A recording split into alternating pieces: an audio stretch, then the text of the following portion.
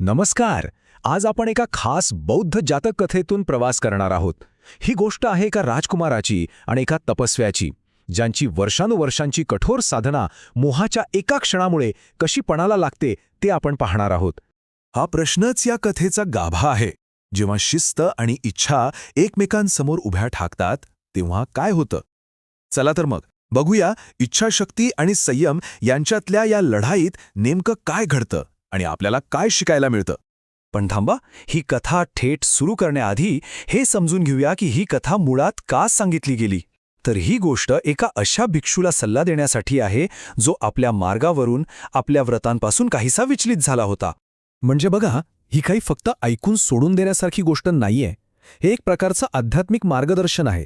बुद्धांनी भूतकाळातील या कथेचा वापर करून वर्तमानातील एका समस्येवर उपाय सांगितला. चला आता वळूया आपल्या मुख्य कथेच्या नायकाकडे, एका अशा राजकुमाराकडे ज्याचं बालपणच मुळी खूप वेगळं, अगदी अजब होतं. जरा विचार करा, एक राजकुमार जो 16 वर्षांचा होईपर्यंत स्त्री म्हणजे काय हेच त्याला माहीत नव्हतं. त्याचं पालनपोषण, त्याची देखभाल सगळं काही फक्त पुरुषांनीच केलं. त्यामुळे इच्छा, वासना यांसारख्या गोष्टींपासून तो पूर्णपणे अनभिज्ञ होता. इथेच तर सगळा फरक आहे. बघा, एकीकडे सामान्य राजकुमार जे सत्ता, सुख यामागे धावतात, आणि दुसरीकडे हा आपला राजकुमार जो या सगळ्यापासून कोसो दूर एकांतात ध्यान करतोय. त्याला बाहेरच्या जगाची आणि तिथल्या आकर्षणांची काहीच कल्पना नाही. पण साहजिकच राजाला एक वेगळीच चिंता सतावू लागली की अरे, ज्याला जगाची, सुखाची ओढच नाही, तो राजपाट कसा सांभाळणार? राजाच्या याच चिंतेमुळे या गोष्टीत एक मोठं वळण येतं. आणि मग राजाच्या याच चिंतेतून कथेत प्रवेश होतो एका कुशल नर्तिकेचा. ती राजासोबत एक पैज लावते आणि राजकुमाराच्या आयुष्यात एका मोठ्या बदलाचं कारण ठरते. आणि तिची पद्धत बघा, किती विचारपूर्वक आखलेली होती.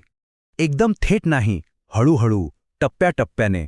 पहिल्या दिवशी दुरून गाणं, मग दुसऱ्या दिवशी थोडं जवळ येऊन, मग त्याच्या खोलीत, आणि शेवटी थेट त्याच्या समोर. प्रत्येक टप्प्यावर मोह हळूहळू वाळत गेला. आणि मग जे व्हायचे तेच झालं. या मोहाचे परिणाम इतके भयंकर झाले की राजकुमाराच्या आयुष्याला एक वेगळंच अनपेक्षित वळण लागलं. त्याला राजवाडा सोडावा लागला. हेच तर आश्चर्य आहे. ज्या राजकुमाराला स्त्री म्हणजे काय हे माहीत नव्हतं, तोच आता वासनेच्या इतका आहारी गेला की तो हिंसक बनला. आणि याचा परिणाम म्हणून त्याला आणि त्या नर्तिकेला राज्यातून हद्दपारच करण्यात आलं. राजवाड्याचं ऐश्वर्य सोडून आता त्यांचं आयुष्य सुरू झालं होतं जंगलात. निसर्गाच्या कुशीत फळं, कंदमुळं खाऊन ते जगात होते. पण थांबा, कथा इथे संपत नाही. खरी परीक्षा तर पुढेच होती. आणि इथेच कथेत एक महत्त्वाचं वळण येतं. एका नवीन पात्राची एंट्री होते आणि त्याच्या पतनामुळं राजकुमाराला आत्मपरीक्षणाची एक मोठी संधी मिळते. जरा कल्पना करा, एक साधू ज्याच्याकडे अनेक वर्षांच्या तपश्चर्येमुळे आकाशात उडण्याची शक्ती आहे, तो अचानक त्यांच्या झोपडीजवळ उतरतो. आणि बघा, इथे जणू काही इतिहासाची पुनरावृत्तीच होते. जसा राजकुमार मोहात पडला, तसाच हा महान तपस्वीसुद्धा स्त्रीच्या आकर्षणापुढे आपली वर्षानुवर्षांची साधना आणि शक्ती एका क्षणात गमावून बसतो. आणि मग तो क्षण येतो जो या कथेचा कळसबिंदू आहे. राजकुमार परत येतो आणि त्याला पाहून घाबरलेला तपस्वी उडण्याचा प्रयत्न करतो, पण त्याची शक्तीच नाहीशी झालेली असते. तो थेट समुद्रात कोसळतो.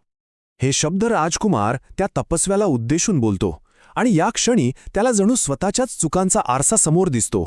त्याला कळून चुकतं की मोह किती विनाशकारी असू शकतो, आणि आपणही याच मार्गावर होतो.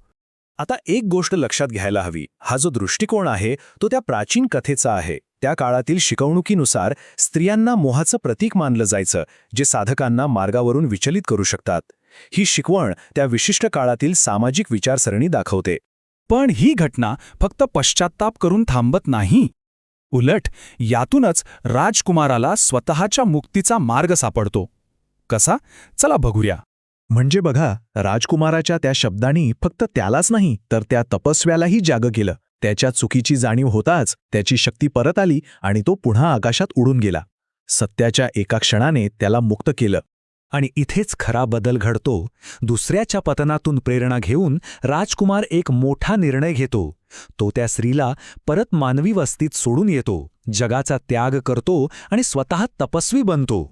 आणि तो तिथेच थांबत नाही. तो ध्यानधारणा करतो आणि स्वतः आध्यात्मिक शक्ती मिळवतो. म्हणजे बघा, ज्या मोहामुळे त्याचं पतन झालं तोच अनुभव त्याच्या आध्यात्मिक उन्नतीचं कारण ठरला. आणि अशा तऱ्हेने ही कथा परत तिच्या सुरुवातीच्या बिंदूवर येते. आठवतंय? ही कथा एका मार्गभ्रष्ट भिक्षूसाठी सांगितली होती.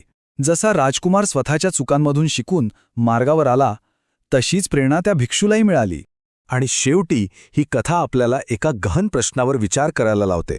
खरी ताकद मोहापासून दूर पळण्यात आहे की त्याला सामोरं जाऊन त्यावर विजय मिळवण्यात?